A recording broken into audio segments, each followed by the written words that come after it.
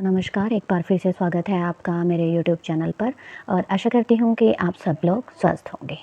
आज का हमारा विषय है बाल मुकुंद गुप्त जी का जीवन परिचय। तो आइए शुरू करते हैं आज की क्लास को।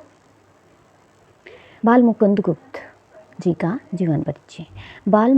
बाबू बाल मुकुंद गुप्त का जन्म हरियाणा के झज्जर गांव के गुड़ियानी में सन 1865 ईस्वी में हुआ था।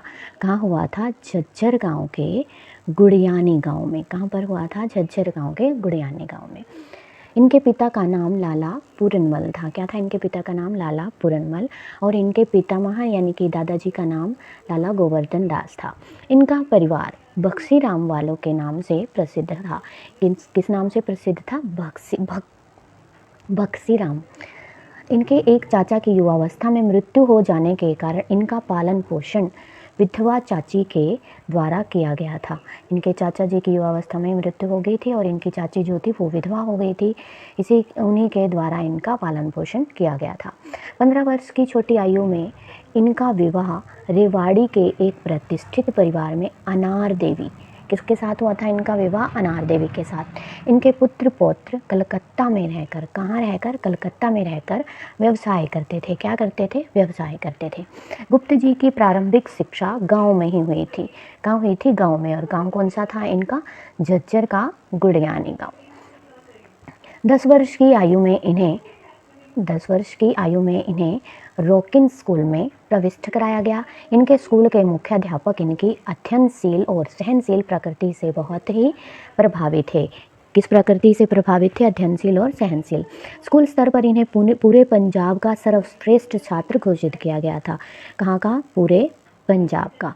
इन्हें छात्रवृत्ति भी दी गई थी। अपने दादा और पिता की मृत्यु के कारण अपनी शिक्षा पूरी नहीं कर पाए थे। इनके दादाजी की और पिताजी की मृत्यु हो गई थी तो इनकी शिक्षा अधूरी रह गई थी।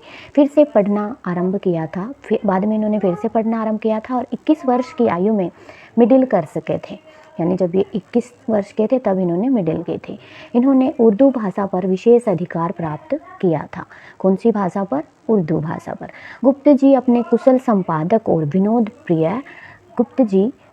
समय के कुशल संपादक और विनोद प्रिय लेखक थे, यानी हंसी मजाक करने वाले थे। इन्होंने उर्दू के 2 पत्रों अखबार चुनार तथा कोहिनूर का संपादन किया था। किसका संपादन किया था इन्होंने? उर्दू के 2 पत्रों, कौन कौन से? अखबार चुनार तथा कोहिनूर का संपादन किया था। बाद में इन्होंने 3 दैनिक पत्रों हिंदुस्तान हिंदी बंगवासी और भारत मित्र का संपादन किया था। कौन से थे इनके दैनिक पत्र? हिंदुस्तान हिंदी बंगवासी और भारत मित्र।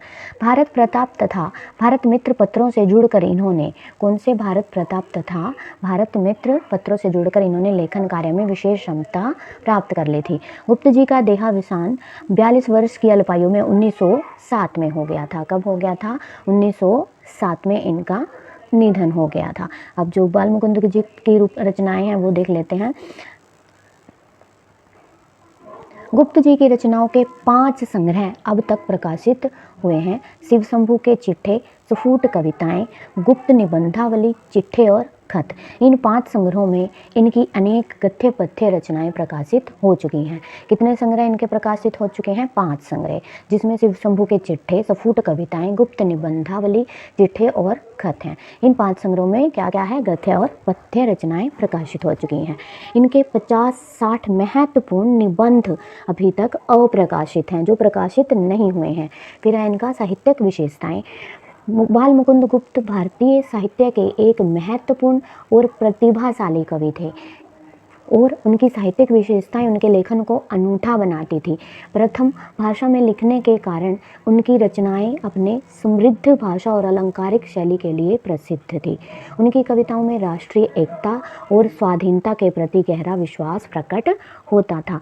गुप्त जी ने देशभक्तिपूर्ण साहित्य की अधिक रचना की थी। तत्कालिक ब्रिटिश सरकार पर इन्होंने व्यंग्यात्मक लेख भी लिखे हैं। बाल मुकुंद गुप्त ने अपनी रचनाओं में भारतीय ऐतिहासिक और सांस्कृतिक विरासत को महसूस कराया। उन्होंने भगवान शिव के प्रति अपनी अद्भुत भक्ति को शिव शंभू के चिट्ठे के रूप में में व्यक्त किया, जो आज भी उनकी महानता का साक्षात्कार है। यह इम्पोर्टेंट है, यह परीक्षाओं में क्वेश्चन पूछा जा सकता है कि भगवान शिव के प्रति अद्भुत भक्ति को बालमुकुंद गुप्त जी के किस रचना में दर्शाया गया है, तो उसका आंसर क्या होगा, शिव शंभू के चिट्ठे में। बालमुकुंद जी को किन पुरस्कारों से सम्मानित किया गया है देख लेते हैं। साहित्य अकादमी पुरस्कार बालमुकुंद गुप्ता जी को 1958 में साहित्य अकादमी द्वारा हिंदी साहित्य में उनके महत्वपूर्ण योगदान के लिए सम्मानित किया गया था। फिर है पद्मश्री, भारत सरकार ने पद्मश्री से भी नवाजा था, जो देश में सिविलियनों को सम्मानित करने वाले उच्चतम नागरिक पुरस्कारों में से एक है। इस प्रतिष्ठित पुरस्कार का उन्हें सम्मान उनके साहित्यिक उत्कृष्टता के लिए एक मान्यता थी। फिर है बालमुकुंद गुप्त जी की भाषा शैली।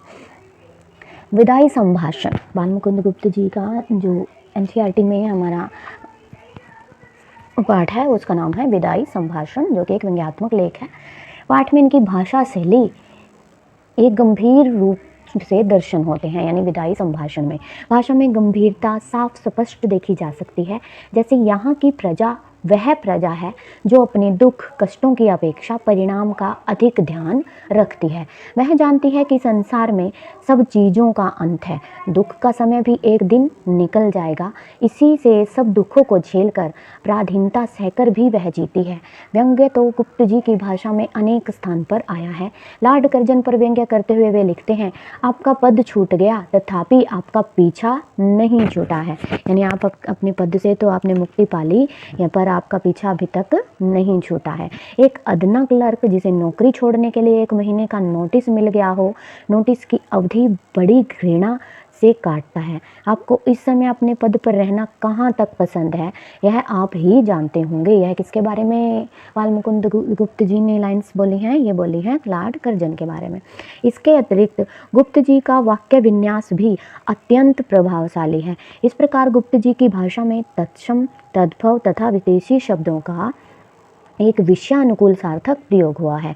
इनकी शैली वर्णनात्मक, आत्मपरक, व्यंग्यात्मक है। इनके व्यंग्य अत्यंत पैने तथा मर्मभेदी होते हैं। ये थी बालमुकुंद गुप्त जी की भाषा शैली। तो आज हमने पढ़ा बालमुकुंद गुप्त जी का जीवन परिचय, जिसमें इनकी साहित्यिक रचनाएं जो इन्होंने लिखी है और भाषा शैली और जो इनको सम्मान प्राप्त हुए हैं, यह सब हमने पढ़ा है। आशा करती हूँ कि आपको आज की क्लास अच्छी लगी होगी। यदि आपको मेरी क्लास अच्छी लगी तो प्लीज़ मेरे चैनल को सब्सक्राइब करें और क्लास को लाइक करना ना भूलें। धन्यवाद।